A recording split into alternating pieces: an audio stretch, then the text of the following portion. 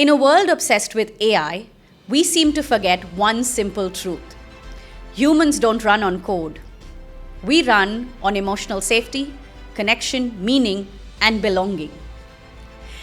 Humans at Work is a podcast where we are exploring the exact KPIs that we need to meet in order to earn the ultimate currency, happiness.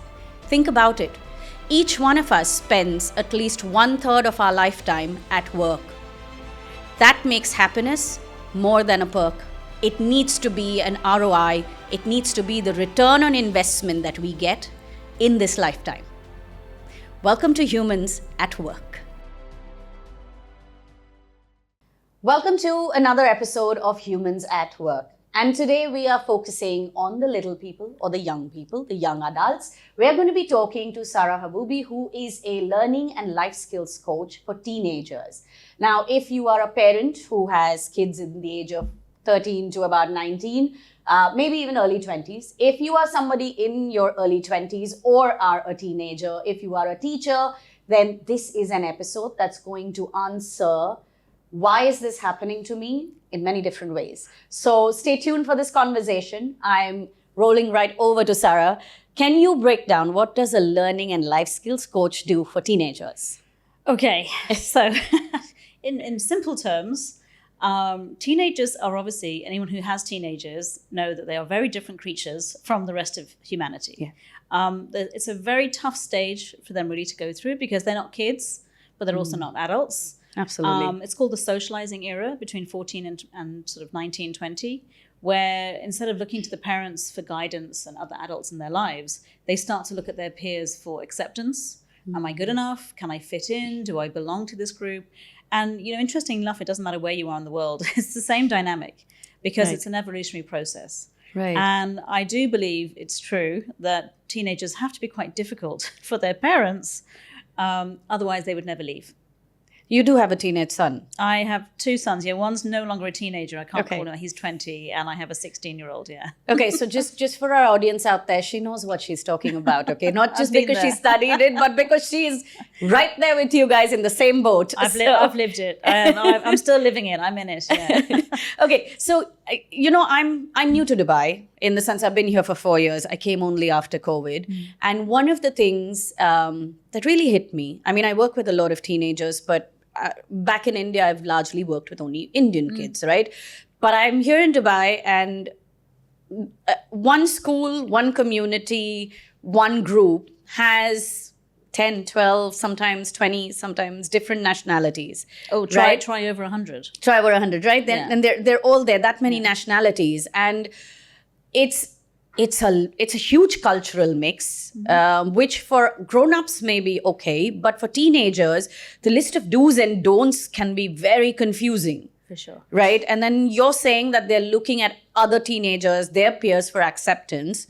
So they've gone from looking at, Mommy, can I do this? To looking at their friend and saying, should I be doing this?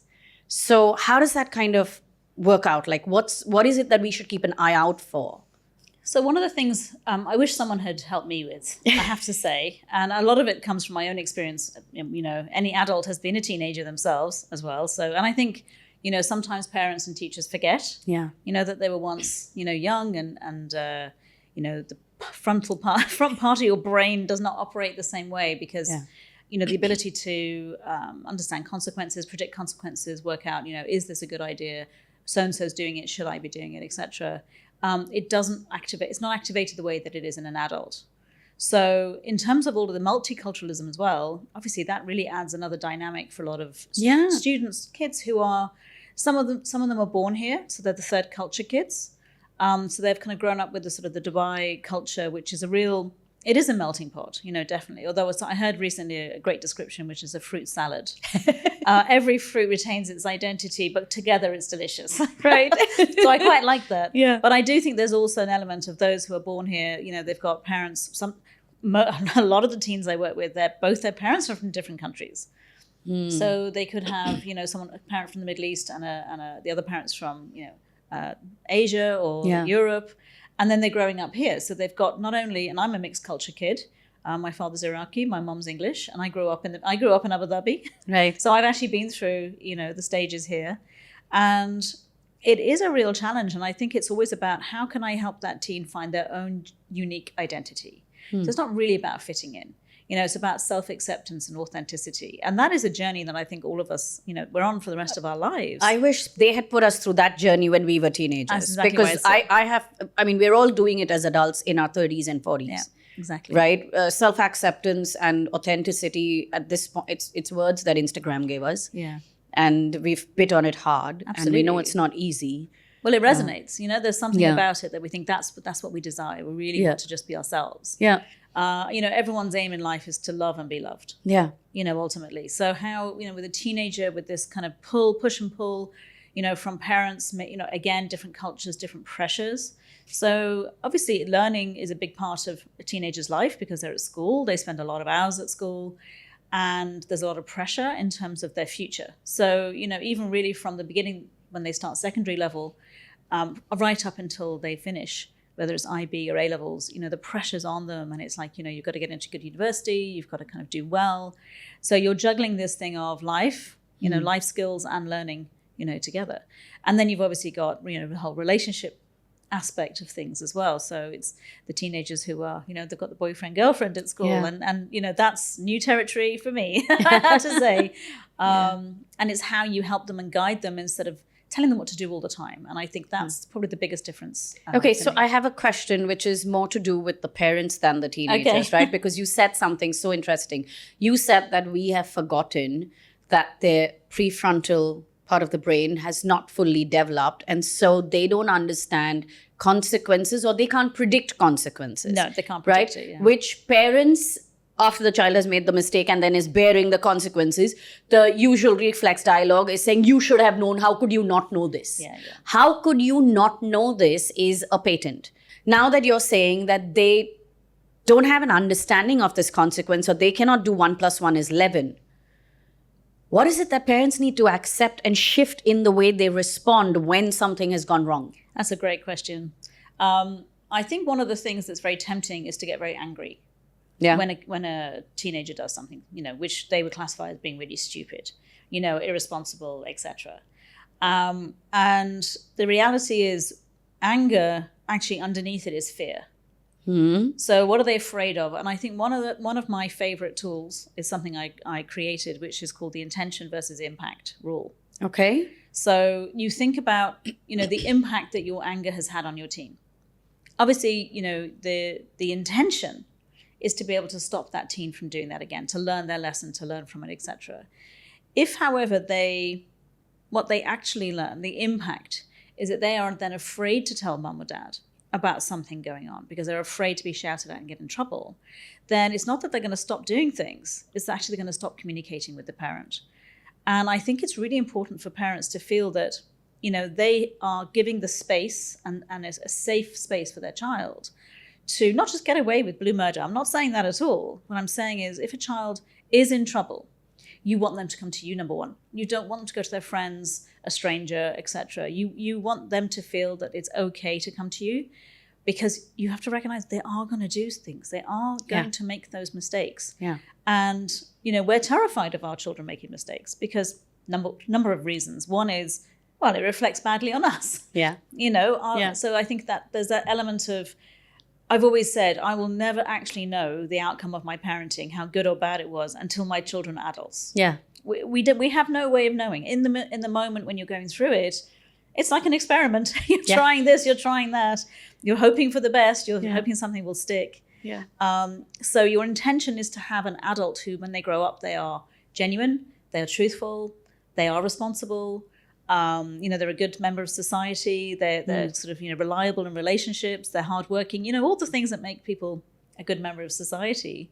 The question is, how do we help them get there, rather than just assume that they're going to, number one, listen to us, and number two, have the same values as us. And that doesn't happen. Our children have very different values from their parents, which again has to happen from an evolutionary point of view. I mean, imagine if values never changed. Yeah. We'd be stuck in a cave. Yeah. Essentially. So they have a desire to pull away. They have a desire to explore things new. And we are living in an era where new stuff is happening every single day. Oh, Can't even keep up with it. So, but they're in the middle of it. These are the people, as they're not children forever, they're not teens forever, who will become the adults who will be running the businesses, in politics, the doctors, the nurses, the teachers. So how are we going to help them navigate? Because we don't know how to navigate it. So it's not so much that we're telling them what to do, but we're giving them the resilience, the tools to be able to trust themselves and trust the people around them. Okay, so a word that you have used that is very interesting, and for me that's a very big word, is resilience, right? Because I work with a lot of my clients are Gen Z, and the one thing that they don't seem to have is resilience, right? One reason for that is that they've had a far more comfortable life than the previous generation.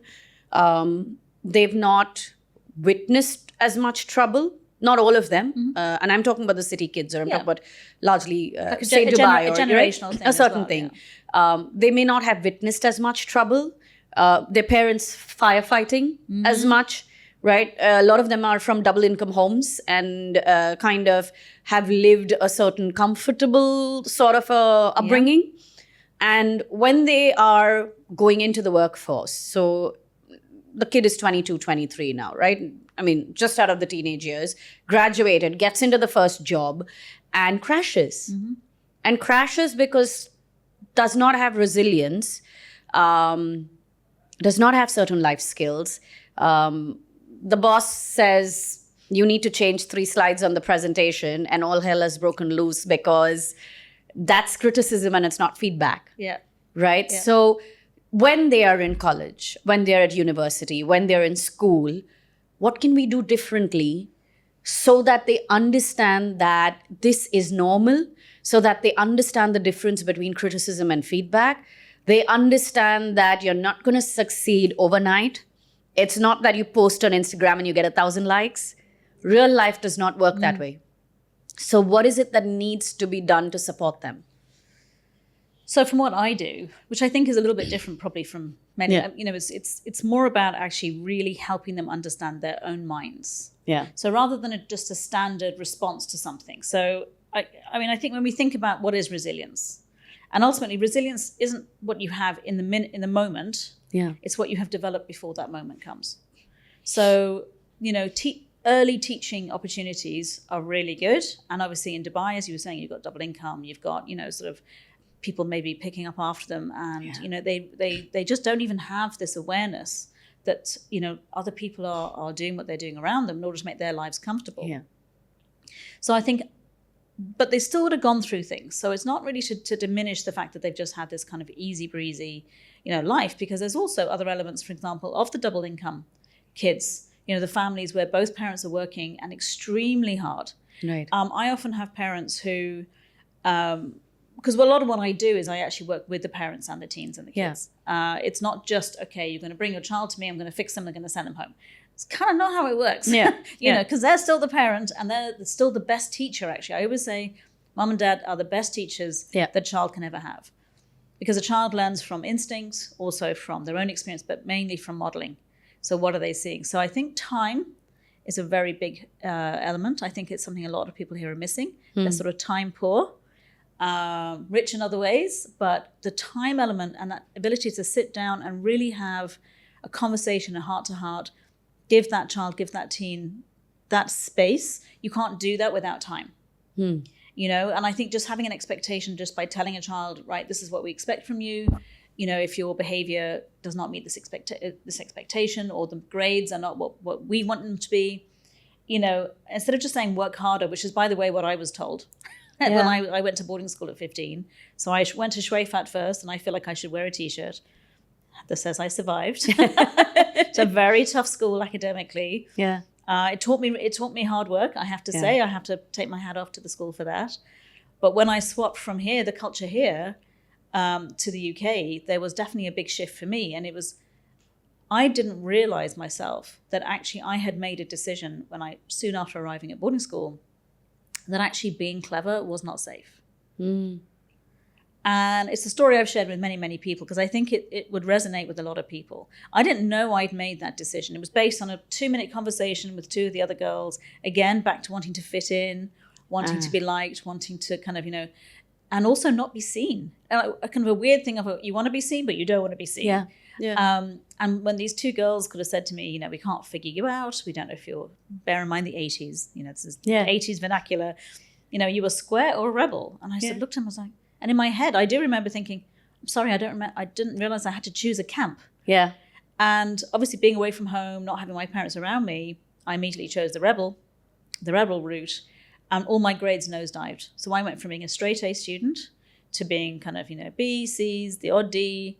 And in my parents' eyes and in the school's eyes, this was failing for me. And I remember pretty much, if I dug out all of my report cards, I think they would consistently say I could do better, that I was in second gear. I needed to go up a gear. I was not putting full my ability to the shoulder to the wheel. And it wasn't until I was 31, many, many years ago, that I had a session with somebody, and what I was going in with was the strangest problem. And the problem was, if someone ever told me I was clever and complimented me that I was intelligent in some way, I'm not saying I'm a genius. I'm just saying that if I had a comment, I wanted to kill them. I would actually have a rage inside of me. And I went to this woman and I said, this is a very strange reaction. And I had a business partner who used to call me the brain. So she was always in trouble in my head. She was on a knife's edge with me. And I said, I don't understand this reaction. And through the work that this woman did with me, which is now what I do with teens, I helped to uncover where did this come from? So it's not the symptom. Like, we didn't deal with, okay, you need to think, don't worry what people think, ignore them, the usual advice, the kind of surface stuff that parents and teachers tend to give teens. If someone had said to me, this is a really strange thing. You were like a straight A student up for the first half of the first term. We had a week's break. You came back and suddenly you were like a different student. What do you think happened? How would you feel about this? Rather than telling me I'm wrong and telling me that I could be doing better, which I just got even more annoyed about, to be honest. They could have helped explore what was going on with me, what was going on inside of me. And I always looked like I was, I'm not a swan. I'm kind of, on the surface, I look cool, calm, and collected. But underneath, I'm paddling like crazy to try and, sort of emotionally stay resilient, to be able to, neutralize any sort of negative feelings, try not to get too involved in everyone else's, problems. So I know from my own experience as a teenager that it was sort of 16 years after this one little conversation. And when I had this session, I could look back at those 16 years and I could see a whole litany of educational disasters. As soon as I realized it was a decision I had made, which was being clever is not safe. And I had no conscious awareness, by the way. It wasn't like I was walking around thinking this. It was operating at a very deep level. I immediately saw the impact it had on my life. And I changed it in a 20-minute session. This particular problem was released. And, no one ever tells me I'm clever now, so. Oh, you get what I mean? But it just, in fact, instead of saying, I love people telling me I'm clever, that wasn't what I swapped it out for. What I swapped out for, being clever is dangerous, to what other people think of me is irrelevant. Because you wouldn't fit in. If you're clever, then you go into a different club. My head was above the parapet. I was now suddenly being noticed. But when I said, I don't know what you mean, they were like, well, you get straight A's, but you have a laugh. You have a sense of humor. You don't. And I was just like, can't I just be me? Yeah. And teenagers, they're relying on other teenagers' opinion to kind of define who they are. But teenagers go through that thing of, can't I just be me? Because other teenagers don't allow you, because we're all teenagers, all of us actually, even as adults, we're boxing people, right? Yes. We're putting them in boxes to make sense of them. And in doing so, I think with teenagers, because they want to hold on to a friend or they want to hold on to a space in a group, there's a lot of rejection that happens very quickly. And so it's very common to see a teenager go from being a certain person up till the age of 11 or 12, and that suddenly shift. Yeah. Like, one of the things that I see and I come across very often is, in the last 5 years, there have been a lot of families that have moved here. And these are families that have come in here with kids who were 11 or 12 and have gone into the teenage space here. Yeah. Right? And one, the teenager's personality anyway changes, yes. Of course. But there's also a big shift in what they are doing and how they are portraying and how they're showing up and all of those pieces. And the parents who have come from a different culture and a different country out here are not able to recognize their own child. No. And they're like, is this country not good for them? Is this culture not good for them? Is this school not good for them? Should we be sending them back? Because they're not able to understand what is going on. So a lot of the time, when parents are struggling in particular, I actually work with the parent. Yeah. I help them to, number one, recognize that, what are their expectations? And to help manage those expectations, to actually start to make them a little bit more realistic. One of the things here is that every school is very different. From school to school, it's not as if you can say a Dubai school is this. Yeah. It has every school has its own culture. And that's down to the leader. That's down to the what's the highest ethnicity in that school? Is it IB? Is it American diploma? Is it UK system? Sure. That all has an impact in terms of how a child is actually sort of like that, the environment that they're actually in. And the other thing I do a lot with is first of all helping the parent to be calm. I remember saying this to a friend of mine who had 4 children. The oldest was the same age as my eldest, and this is a long time ago. And they're like little steps, in age. And I remember going over for a cup of coffee one day, and she was saying, "How do you cope with homework?" Yeah. Now, my older child was very diligent. He'd come home and he'd do it, and he'd be done with it, and like he was like a dream. So it fooled me, sent me into false sense of security. That child, and she said, "How do you cope with homework?" And I said. And I was thinking, look, I'm not comparing me with her because she's got a full-time job, etc. Yeah. But I remember saying to her 2 things. Okay, explain to me what's happening. And she said, it's 7:00 normally in the evening. So these are primary school kids, by the way. And I'm come home from work, and obviously the woman who looked after them while the parents were at work, she would get them cleaned, fed, all the rest of it. But homework, she was like, I'm not doing homework. And she said, I'm trying to get them dinner ready for for the evening. I've been busy and I want them to do homework. And I said, well, what are you doing? She goes, well, I'm yelling at them. Yeah. Can you just get your homework done? And I said, okay. So 2 things. One is, how do you think your child needs to feel to want to go and do their homework? Like, what emotional state do they need to be in? It's not being yelled at. It's not being angry. It's not feeling like you're being criticized, etc. That doesn't help the brain to learn. This is a really important factor that most people have no concept. The impact of the amygdala being fired up, which is your protection system, your safety system, literally has an inverse relationship with the part of your brain responsible for learning. So there's a good expression, when emotions go up, intelligence goes down. True.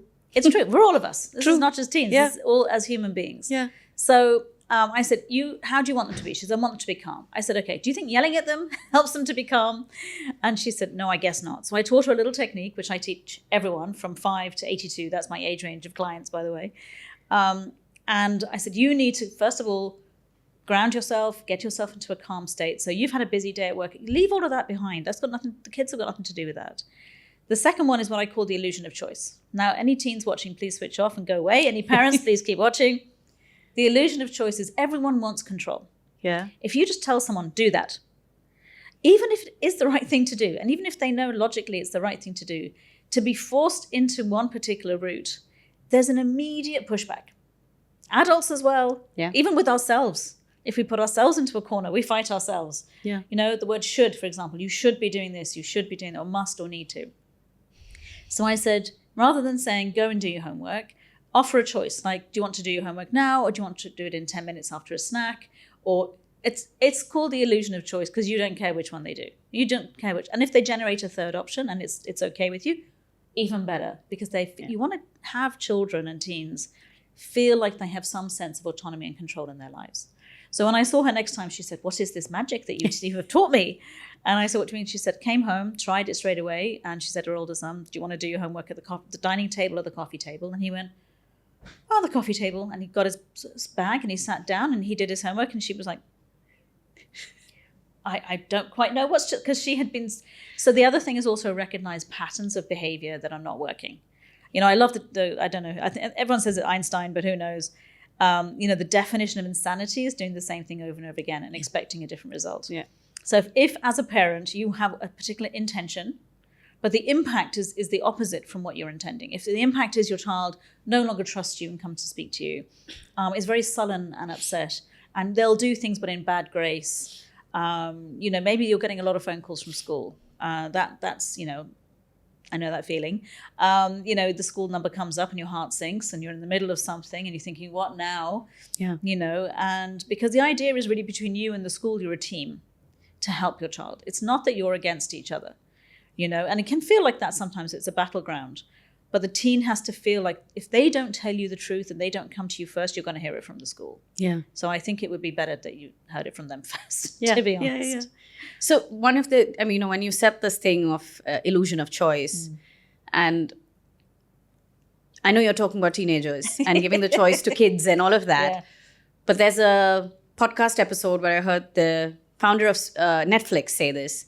He said that it didn't matter whether our offices had pool tables and jacuzzis, the employees would still be cribbing and whining. Yes. The employees who did not crib and whine and the ones who really wanted to be there, and I'm paraphrasing this in not the exact words, but were the ones who felt a sense of autonomy. Yes, always. So if they felt like decision makers, then this was the best company and the best place to work in, right? And so as humans, after a certain age, if we want to be decision makers because it keeps us in a space of control. We want to feel that sense of power in one way and also a sense of safety by being in control. Absolutely. So, and from a certain age, try to. No, genuinely. Right. So one of the things I did with my children, and I can put my hand on my heart and say that one of the things I'm very proud of them is they are critical thinkers. Yeah. And I believe they are that way because I did talk to them and I did ask them. And often the decision was irrelevant to me. It was about autonomy. It was to help them to figure out what they wanted. Plus also my younger son, it didn't matter what I said anyway. He'd always go against it. So very strong, if you've got a very strong-willed, child, teenagers especially, because they're starting to go through a completely, even the way they're thinking, what they're thinking about, we have no idea really what's happening. But I heard a great story, which was actually of a girl whose parents took her for therapy. Yeah. And sort of sat her down and said to the therapist, she's so strong-willed, she won't do a thing she's told. Can you help? Can you help us? Can you help her? Can you fix her? And the therapist said, well, isn't that amazing? And that is so great for her that when her friends are trying to make her to do something she doesn't want to do, she has the strength to say no. Yeah. And I remember that story really stuck with me because I heard it before I had children. Yeah. And I thought, you know what? We don't want to make them reactive by constantly telling them you need to do this, you need to do that. We want to sit down it's not that they can do whatever they want. I'm not saying just give them complete free rein. I'm just saying kind of have the guardrails, but within that, how do we help them to make the best decisions? And it is about making decisions. So teach them to make choices from an early age about whatever it may be. And I think for a lot of parents, especially, well, I won't say mums, but the parent that is in the house with them a lot longer or in that moment for a lot longer, whether it's the father or the mother, we tend to lose patience because we just want them to do it and let's get on, right? Time. It's not like you're saying, do you want to wear slippers or do you want to wear shoes? We come in and say, just put the Crocs on and let's go. Yeah. That's what happens, right?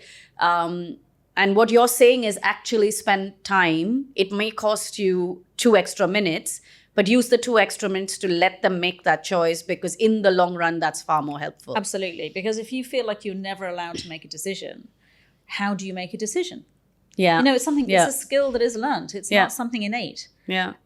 We have to learn how to identify, what, again, the sort of the long-term consequences. And whilst teenagers, their prefrontal cortex does actually disconnect, it's not fully disconnected. They are going through a massive rewiring of their brain.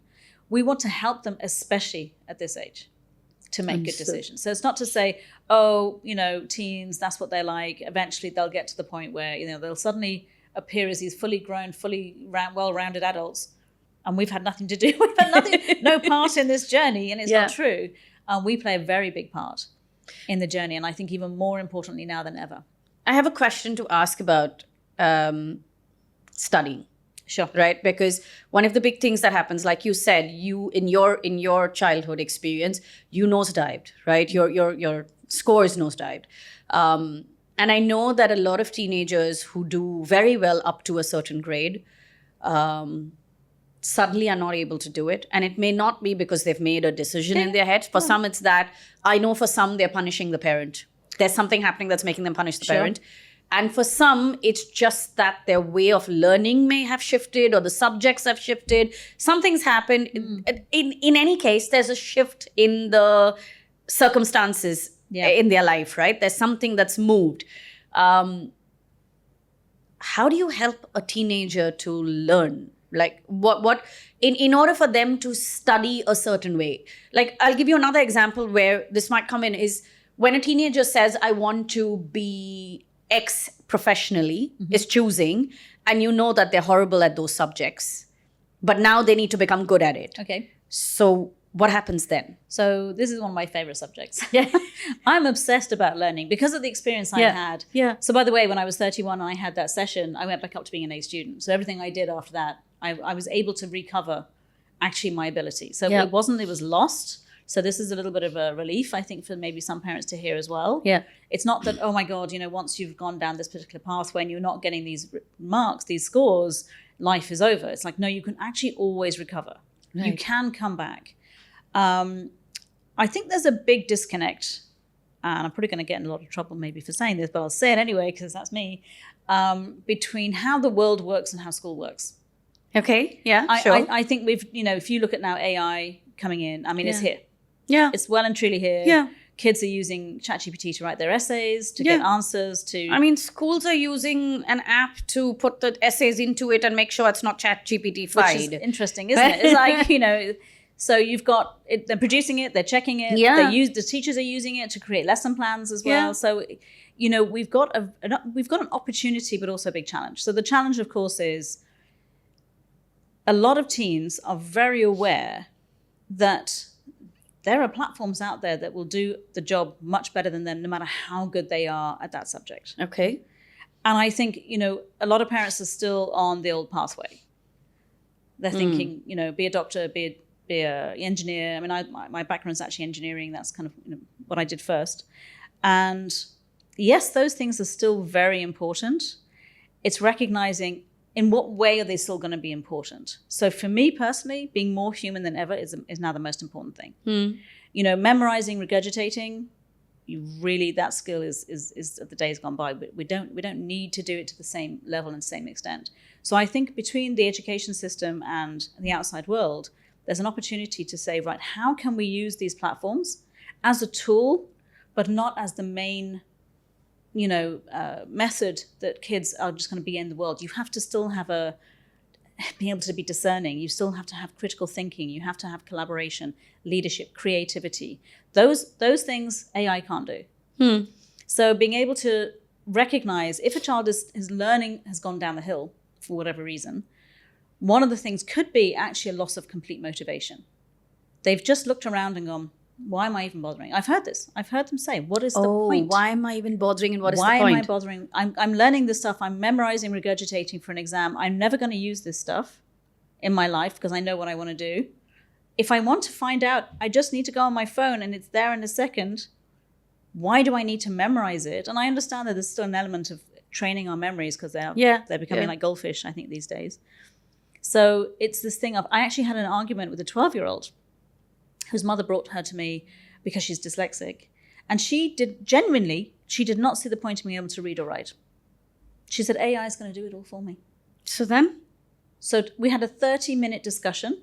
I had to explore her understanding. I don't impose anything on my clients. Yeah. I want to understand what is their model of the world. Where are they coming from?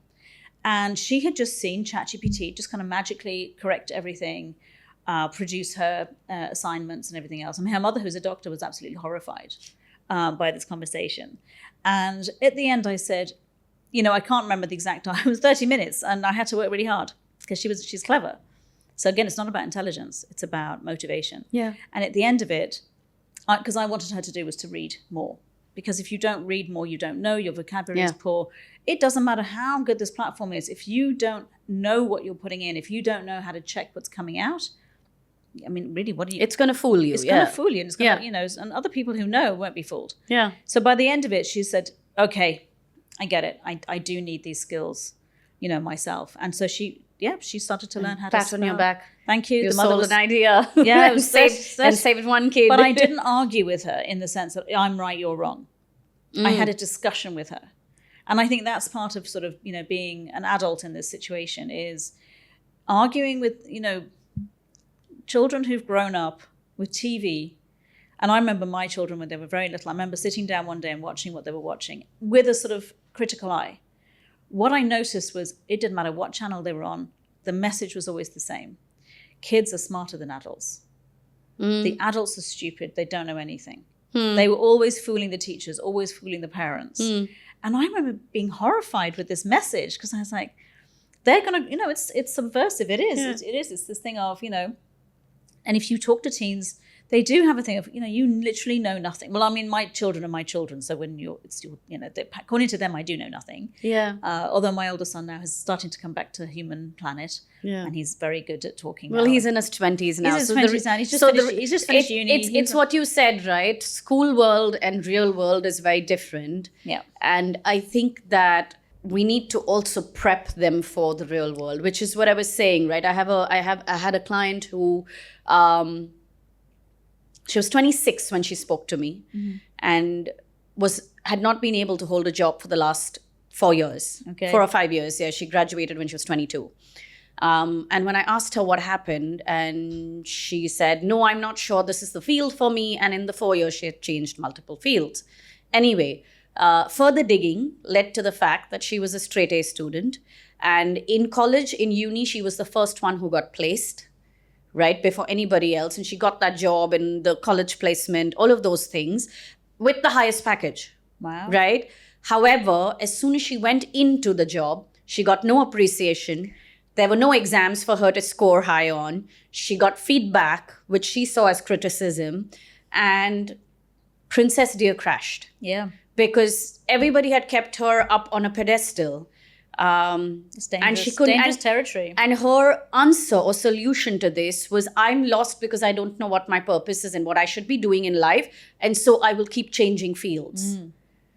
And by the 4th year, she was unemployable. Wow. And then now was saying, I will start a business of my own. Okay. Right? Which is what a lot of the younger kids are going to, because they have so many more options. Yeah. So there's two things came up there as you were talking. One is is mindsets. Yeah. The work of Carol Dweck. I love her work. I think it's just incredible. And it's so simple to break down. I mean, there's a page at the back of the book. I'm like, you don't need to read the book. Just look at the page. The diagram shows growth versus fixed mindset. Yeah. And how do you, and the beauty is, even if your fixed mindset is not fixed, you can change it. Yeah. It just simply means that you see things like criticism, feedback as criticism, as opposed to how do I get better? You see hard work as like, well, if I have to work hard, obviously I'm not naturally good at it, so why would I bother? Someone who's a straight A student all the way through has probably been very naturally So less clever. effort, more returns. The ROI is being calculated. Yeah, exactly. Okay. So it's like, oh, if I have to work hard, then obviously this is not my calling. I should just be a breeze. So it'd be a breeze for me. Everything's been a breeze. Mastery is something when you see someone who's much better than you is to be, from the growth mindset, it's seen as like, wow, what did they do? How did they get there? From the fixed mindset, it's like, I don't want to be compared to that person. I don't want to feel like I'm lacking. And one of the interesting things that I got from her work is that as you start to feel as if you have peaked, so the growth mindset says, there's an infinite growth path for us. Like we're not limited in any way, intelligence, personality, skills, etc. The fixed mindset, no, you have been given a quota of your intelligence, a quota of your personality, quota of your skills. So imagine someone who's achieved a very high level all the way through, unconsciously in their mind, they probably think there's nowhere to go but down. So when they start getting feedback that sort of indicates, wow, maybe I peaked when I was 18, maybe I peaked when I was 22. Is that it? So they've got the sense of like, it's not going to get any better than that. A lot of fear kicks in. And when fear kicks in, then we start behaving in a way that it's about safety, not about, actually thriving. So that element is really important. And they've done studies and they've shown that just by changing your belief set from fixed to growth, nothing else. They don't need to change teachers. They don't need to change curriculum. They don't need to do anything else. Just simply changing your belief set changes your outcome. And they've shown it radically across. So I have a question to ask out here. Sure. Is, should parents allow their children to fail? Ooh. Oh, wow. Yeah, definitely. I have a story behind this. I'm asking because I have multiple parents. This has happened to me many times where they come up and they say, he's not studying. And it's usually a boy kid. I don't know the piece behind it, but this has happened to me School's designed many for times girls. and it's the son who's the teenage boy who's not studying. And they've all said the same thing to me, by the way, okay? He's very intelligent. Mm-hmm. He scores very high by studying very little. Yeah. And he is not studying. He is overestimating Sorry, himself. have you been in my house for the last year? I'm saying he's been overestimating himself. Yeah. And he is going to fail this exam. Yeah. And if he fails, his life is ruined. And mind you, we are looking at what I call 10th grade and 12th grade. I don't know what they call it out here. Yeah. But those exams. And my answer to them usually is, let him fail. And I say it like this, right? And then they have a small death in front of me because I've said, let him fail. And shame has just come and sat on top of them and buried them under. And I do believe that if the child is making this choice, yes, you have to correct and communicate till the last bit. But if they fail, they fail. And you pick them up from there. Yeah. Because this is life. This is going to happen. Yes. Well, as you said, that, but the girl who in her mind, she was failing. Yeah. But if she'd never failed before, how does she know how to...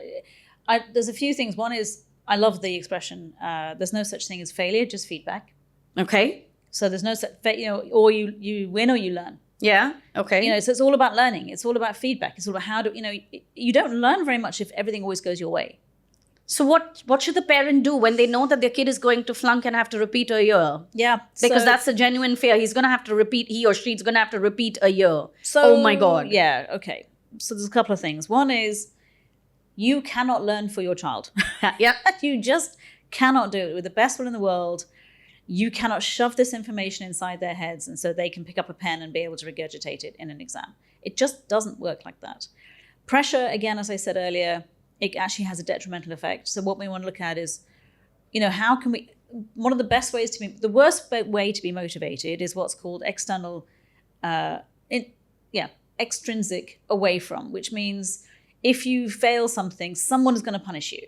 Yeah. Then the next one is intrinsic away from, which means you're going to talk to yourself really badly. What's going on inside. Then the next best is extrinsic towards. So if you get something, you get a reward. But actually, the best motivation is intrinsic towards. It's how you feel about yourself when you succeed, not about what everyone else is saying and patting you on the back and everything else. It's actually, so what I help all ages actually, even young kids do, is develop the motivation themselves that they can call upon even when something is challenging and difficult. And you can't put that into somebody. You have to have a discussion and sort of help draw that out. But also you have to demonstrate it. You have to demonstrate yourself. I mean, teens still are modeling the parents. Yeah. They're still looking at how are you dealing with stress? Yeah. How are you dealing when things are completely uncertain and all over the place? They're watching. Well, in all the cases that I have just pointed out, in all of them, and there were more than what I can count on my two hands, so that many, all the mothers, because I never spoke to the fathers, so I don't know that situation, but all the mothers battled severe anxiety or hyper behavior. Well, there you go. I think I rest my case. that was all the mothers were extremely hyper, and panic was a go-to emotion. Yeah. Yeah. So I call it the meerkat. Okay. So the meerkat is like immediately they're in the red zone. Yeah. Every little thing, they're always in a state of anxiety. Yeah. And if you're doing that, what you are showing your son or your daughter is that as an adult, this is how you're supposed to be. And you'll have one of two reactions to stress and anxiety as a parent. The child will either be like you. Yeah. That's not great. Super anxious, always kind of maybe being a people pleaser, trying to be a higher achiever against all odds, maybe battling something that isn't their natural, gift, etc. Or they will actively go the opposite way. Yeah, these kids were shutting down. Yeah, because it's like almost, think about it. And I do a technique called perceptual positions. where I get, and I've done this recently, it was really interesting what came out of it. I don't know what's going to come out of the techniques, by the way. I'm never looking for a particular answer. I'm looking for an outcome. And it was a father actually and daughter, which was a very unusual situation. Normally it's the mums. I agree. And I got them to talk about a particular friction point in their lives. Yeah. Where do they really clash the most? And then I got them to swap positions and imagining they were the other person. Yeah. And there's a few more bits to it and everything else. And the revelation was quite enormous, mainly from the dad, actually. Right. But even from the daughter, it was about getting up and going to school. And she's got some, she's on the spectrum a little bit. She finds she's got social anxiety. There is something going on there neurologically with her. So her nervous system is very heightened aware. Yeah. But so is her dad. Right. And I said, think about it. He says, I try not to show it. I said, we have a nervous system that's picking up information before anyone said anything. And I said, one of the things that came out of the session was he realized his energy, how he was feeling, frustrated, et cetera, by having been disturbed from work and all the rest of it. His energy entered the room before he did. So I said, you need to, like I did with my friend, check how you're feeling. Because how you are dealing with stuff, how do you expect your kids to be better? Why are we holding our children to a higher standard than we are holding ourselves? Right. This doesn't make sense. You can't expect that. You have to show by example. You have to lead. Yeah. And it doesn't mean you lead them and drag them, kicking and screaming, but if you want them to behave a certain way, check in with yourself. Are you doing that first? Also, I want to say here, it doesn't mean that you don't get to show what you are feeling. It is about being vulnerable and allowing your child to be vulnerable as well. Sure. Right? Absolutely. I mean, be able to share and tell your kid on certain days that it's okay to not be feeling good enough or not be feeling happy, and it's okay to feel sad, and it's okay to have a bad day. And then show them how you get through it. And also, it's okay to be angry. Yeah. What's not okay is aggression. Yeah. And rudeness and all the rest of it. So it's like validate the emotion. I love, I'm always talking about books and people I read because I'm like a magpie. But the work of Hein Ginott, he's amazing parenting book called Between Parent and Child. I think it's between person and two people. Right. It's about any relationship essentially. And one of the things I loved what he said was when someone is in a particular emotional state, we as someone who loves them and cares about that person, we have a natural tendency to want to fix it. So I think this almost comes back to your thing about do we let them fail? So we have this thing of they're in a bad state, they're in a bad way. Okay, how do I stop them from crying? How do I stop them from being upset? How do I stop them from being angry? I have to stop the negative emotion. And for me, that's because what is happening is we feel at an unconscious level that if they're upset and they're unhappy, that reflects badly on us that we're doing a bad job as a parent. And the reality is, no, they're human and they are going through their emotional curve. And one of the best ways to actually diffuse an emotional situation is just simply acknowledge the emotion. Yeah. I see you are upset. And then say nothing, by the way. This is the real challenge. It's not the calling the emotion, it's the pause. There's a lot of power inside a pause. So to say, I can see you're really upset by this. And just give them a minute to realize that their emotion has done the job. It's actually got their attention. So the emotion has done its job. It can go now. I can see you're angry about this. Don't then say, but, because you've just negated it. Just space and a little bit of time. And it is amazing what happens. It's like a piece of magic because people want to be validated. Their emotions, you don't want to dismiss people's emotions. Teenagers don't even know why they're feeling the way they're feeling half the time. Teenagers don't even have the vocabulary also. Right? It's difficult. They're learning the vocabulary they're at learning that the vocabulary, but also... I mean, they know angry, but I don't think they upset. Understand frustrated versus rage versus, Yeah, it's all... I call it the two-barrel system. Me feel good, me feel bad. Yeah. Yeah. It's like a caveman. Yeah. in Neanderthal, but barrels. Yeah. Emotional intelligence comes from discussion. Yeah. Analysis, debriefing afterwards. What did you feel when this was happening? How, what was the moment that changed for you? Find out how can you draw out their natural skills? Because we do actually have the ability to be resilient, but it is a muscle that needs to be trained. I have one last thing to ask. We need to wind up the conversation. So we can go for hours. I know. We often do that. But I want to ask something which I know a lot of parents right now are going through. Right? Their children don't have words. Oh, yeah. They're so used to typing and texting that when they have to verbally express, they are not doing it. Mm-hmm. Now, I'm not a parent of a teenager, so I don't know whether they're not doing it because they don't have the words or because they don't want to talk. So I'm trying to understand, would you know what is going on? I do see one thing. If the same question is asked on text, they get a full reply and there's no problem to it. But if they are, so as an example, a kid is in the room, parent is down, they're texting, you're going out at 6, give me the address. They'll get the address and the number, no problem, right? Kid is going out the door and the parent says, hey, you didn't give me the address and the number. There's no response, well, right? From that last point, which is as they're leaving the house, they're gone. Their mind has left the room.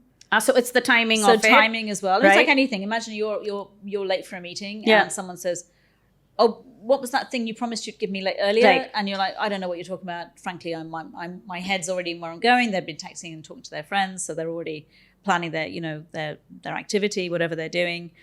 But yeah, I agree that social media texting has caused a huge problem for young people. And I know my 20-year-old, actually, he did his A-levels online. Yeah. So I kept him home. He just went to an online school. So he didn't actually go through the teenage experience until he was 17 and he went to university. He was very young.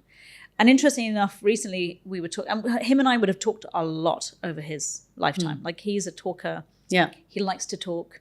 I always welcomed the talk, although normally it was 11 o'clock at night when he'd decide, now I'm ready. And you're thinking, my battery's dead. I'm done. I'm empty.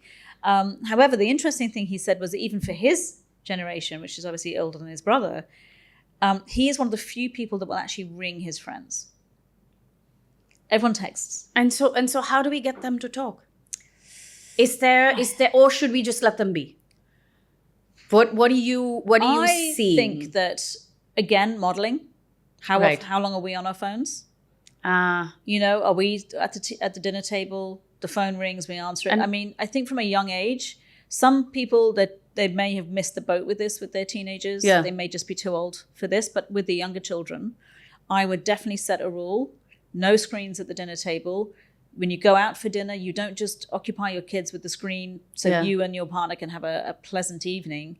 How do your children learn? Like, everything is a learned skill. Where are they learning it from? How are they modeling it? Right. And, I think having just a basic rule of, once a day we'd sit down together to have a meal, no phones, and just think of some interesting questions to ask each other rather than, so, how's school? What did you get in your test? It's like, how do you get to know your teen? Because they are changing.